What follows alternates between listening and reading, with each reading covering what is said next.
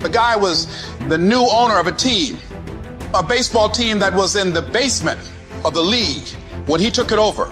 He went to the pitcher and he said, "What is your best throw?" He said, "Well, I got a good curveball and I've got a good fastball." And he went on talking about his different throws. He said, "But tell me this, what is your best throw?" He thought for a moment. He said, "I've got a good fastball." He said, "That's all I want you to work on. Nothing else. Just develop your fastball." The next year, they went to the World Series. Most people don't know where their fastball is. Most people go through life never discovering what their talents are. Most people never develop their talents.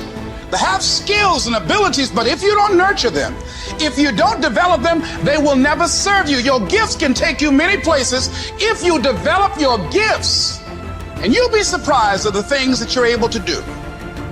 When you learn how to block things out, when you learn how to keep thine eyes single, learning how to concentrate, learning how to focus in, deciding that you're going to focus to develop your skills, you'll be surprised at the ideas that will come to you, of the people that you'll be able to attract, of the opportunities that you'll be able to see. You'll begin to see things that have been standing there looking you in the face saying, "I can't believe this has been here all this time."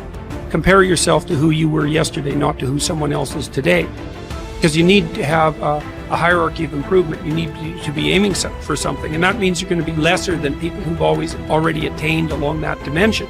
So the question is, who should you defeat in the final analysis? And the answer is, you should defeat your former self. You should be constantly trying to do that. And you're the right control for yourself too, because you're the one who's had all your advantages and disadvantages. How bad do you really want it? You gotta hear me. People talk about Oprah Winfrey, Ted Turner, Warren Buffett. Listen to me. I don't care how much money you make. You only get 24 hours in a day. And the difference between Oprah and the person that's broke is Oprah uses her 24 hours wisely. Your brain will trick you. You are your own worst enemy. Because life doesn't give you what you want. It gives you what you deserve.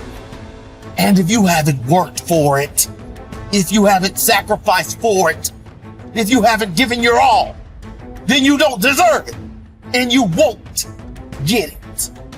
Here's the problem I find most people have. They judge themselves through the lens of a moment. They fail at something. They miss. They embarrass themselves. They flub something. And they think that defines who they are. But I'm telling you right now, you're not defined by who you are. You're defined by who you want to become and the price you're willing to pay to get there.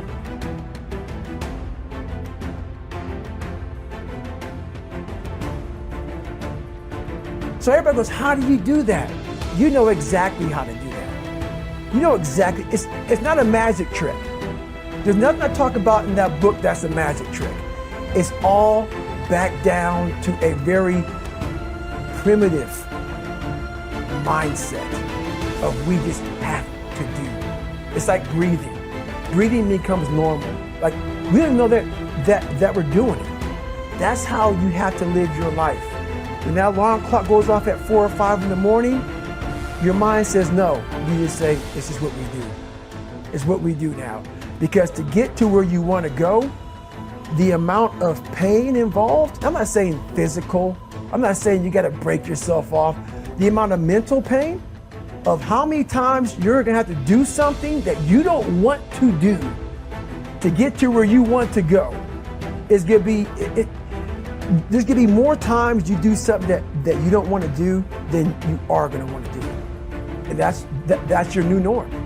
That's your new norm. So then it's like breathing.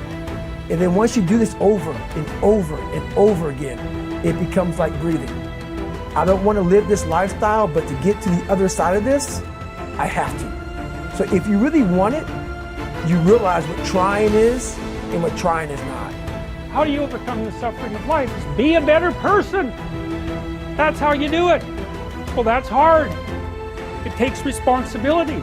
And I think, if you said to someone, you want to have a meaningful life? Everything you do matters. That's the definition of a meaningful life. But everything you do matters. You're going to have to carry that with you. Or do you want to just forget about the whole meaning thing and then you don't have any responsibility, because who the hell cares?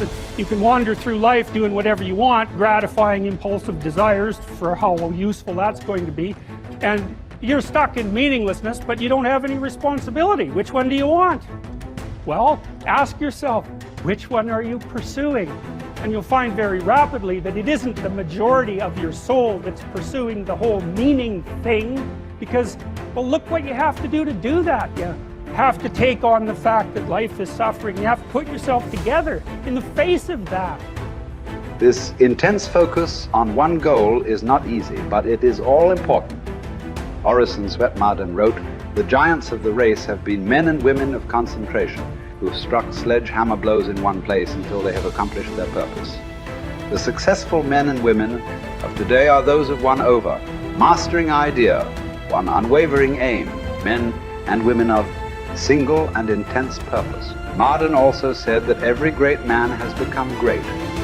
Every successful man has succeeded in proportion as he has confined his powers to one particular channel. Single-minded concentration in the direction of your dreams will intensify your desires and increase your emotional drive toward your goal. This intensity of concentration will activate the law of attraction and begin to attract people and opportunities into your life to help you to achieve your goal. The more you think about your goal, the more it will come to dominate and direct your life. The more you think about it, the more rapidly you will move toward it, and it will move toward you. You're already in pain. Get a reward for it. Like, you're already in pain. So at the end of the day, everything is already messed up. So why would you go through all that pain and not get something for it?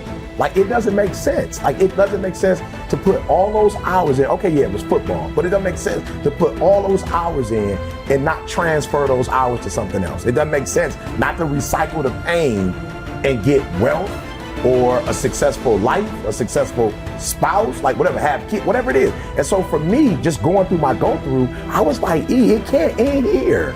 Like, bro, it can't end here. I've worked too hard. I've read the books. I've gone to the conferences. I went to the classes. I got the degrees. Like, it can't end with just life is gonna deal me this hand, you know? And so I truly feel, and I don't wanna promote gambling, you know, but I gambled, you know, as a young adult to make money.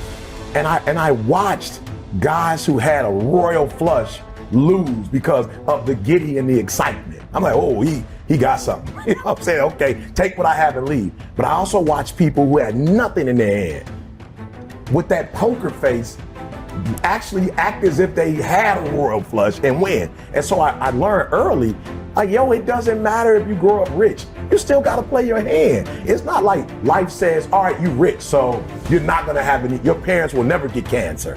You know, nobody in your family will ever have multiple sclerosis. Like, you'll never get COVID. You're rich. It doesn't work like that. Like, you still have to do life regardless of how you come into life. And I think some people feel, well, if you come into life and everything is great, then that's the way you live life. But no, it doesn't matter. If you come in great, if you come in poorly, it does not matter.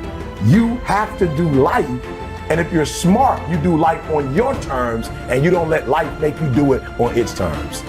Great men and women are those who absolutely believe that they are put on this earth to do something wonderful with their lives. They have a vision of something greater or better than their current circumstances. Personal greatness means having a sense of destiny and a conviction that your thoughts and your imagination are the only real limits to your possibilities. William James said, compared to what we ought to be, we are only half awake. We are making use of only a small part of our physical and mental resources. Stating the thing broadly, the human individual thus lives far within his limits. He possesses powers of various sorts which he habitually fails to use.